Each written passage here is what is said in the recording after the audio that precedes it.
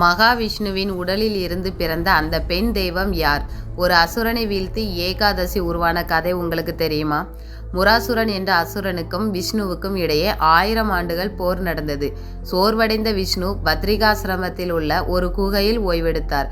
அப்போது விஷ்ணுவை கொல்ல அசுரன் குகைக்குள் நுழைந்தான். திடீரென விஷ்ணுவின் சக்தியிலிருந்து ஒரு பேரொளி மிக்க பெண் தேவதை உருவானாள். அந்த தேவி அசுரனுடன் ஆக்ரோஷமாக போர் புரிந்தாள். இறுதியில் தன் கூர்மையான வாளால் அந்த அசுரனின் தலையை துண்டித்து வதம் செய்தாள். கண்விழித்த விஷ்ணு தன் சக்தியால் அசுரனை வென்ற அந்த தேவிக்கு ஏகாதசி என பெயரிட்டு இந்த நாளில் விரதம் இருப்பவர்களுக்கு மோட்சம் கிடைக்கும் என வரம் தந்தார்.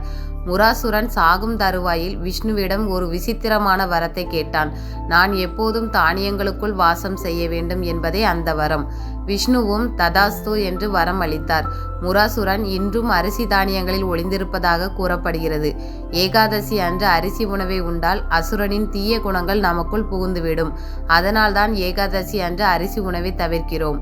முழு கதையையும் தெரிந்து கொள்ள நம்ம சேனல்ல இருக்கிற முழு வீடியோவை பாருங்க. ஓம் நமோ நாராயணாய.